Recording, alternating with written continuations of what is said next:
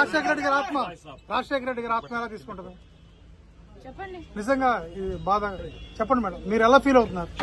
అమ్మ ఎలా ఫీల్ అవుతుంది, నాన్న ఎలా ఫీల్ అవుతాడు ఈ సంఘటన చూసి? ఆయన ఆత్మ శోభిస్తూనే ఉంటది, అమ్మ కూడా బాధపడతారు.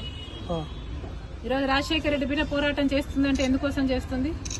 ఆంధ్ర రాష్ట్రంలో బిడ్డలకు ఉద్యోగాలు రావట్లేదని పోరాటం చేస్తే కనీసం సెక్రటేరియట్ లో రిప్రజెంటేషన్ ఇవ్వడానికి కూడా ఈరోజు హక్కు లేదు, మాట్లాడడానికి స్వేచ్ఛ లేదు, జర్నలిస్ట్ రాయాలన్నా కొట్లాడాలన్నా స్వేచ్ఛ లేదు.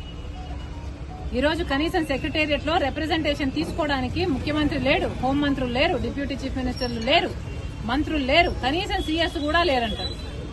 ఇక వీళ్ళకి ఏం చేతనైంది? పరిపాలన చేతనైందా? వీళ్ళకి స్పెషల్ స్టేటస్ తేవడం చేతనైందా? పోలవరం ప్రాజెక్టు పూర్తి చేయడం చేతనైందా? విశాఖ స్టీల్ ప్రైవేటైజ్ అయిపోతుంటే దాన్ని ఆపడం చేతనైతుందా? క్యాపిటల్ సిటీ కట్టడం చేతనైతుందా? కనీసం మెట్రో అన్న తేయడం చేతనైందా? రైతులు ఆత్మహత్యలు చేసుకుంటున్నారు, అప్పుల పాలైపోతున్నారు, కనీసం పంట బీమా ఇవ్వడం కూడా చేత కాలేదు. బిడ్డలు ఆత్మహత్యలు చేసుకుంటున్నారు, ఉద్యోగాలు లేవు, నోటిఫికేషన్లు ఇవ్వడం కూడా చేత కాలేదు. రాజశేఖర రెడ్డి గారు వదిలి వెళ్లేసిన ప్రాజెక్టులు పూర్తి చేయడం కూడా చేత కాలేదు. మరి ఇదేనా రాజశేఖర రెడ్డి గారి వారసత్వం అంటే? ఆలోచన చేయాలి. ప్రజల కోసం కొట్లాడుతున్నాం మేము ఈరోజు. కనీసం కనికరం లేకుండా, మహిళలను చూడకుండా రాత్రి నన్ను పార్టీ ఆఫీస్ లోనే ఉండేటట్టు చేశారు.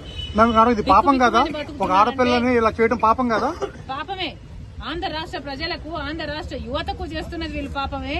ముఖ్యంగా ప్రతిపక్షాలు, జర్నలిస్టులు ఇంతగా కొట్లాడుతున్నా కూడా కొట్లాడ కనీసం వీళ్ళ చిత్తశుద్ధిని కూడా ఈ రోజు గౌరవించకుండా ఈ రోజు ఇట్లా గాయపరిచి. మేడం, మీ ఆర్కే గారు మళ్ళీ జాయిన్ అయ్యారు మంగళగిరిలో. అబౌట్ స్టూడెంట్స్ ఈ రోజు యువత గురించి మాట్లాడదాం. రేపు రండి, రేపు అడగండి, రేపు చెప్తాం. కానీ ఈ రోజు 2,30,000 ఉద్యోగాలు ఇస్తామని చెప్పి ఇయ్యలేదు, జాబ్ క్యాలెండర్ ఇస్తామని చెప్పి ఇయ్యలేదు, 23,000 మెగా డిఎస్సీ అని చెప్పి ఈ రోజు దగా డిఎస్సీ 6,000 ఇచ్చారు. అది కూడా 26 రోజులు టైం ఉండగా ఇచ్చారు. పిల్లలు ఎలా ప్రిపేర్ అవ్వాలి?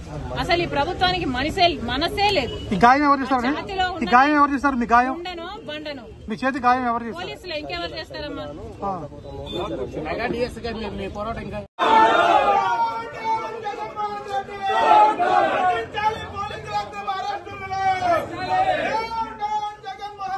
మరిన్ని అప్డేట్స్ కోసం మన HN9 టీవీ ఛానల్ ని సబ్స్క్రైబ్ చేసుకోండి.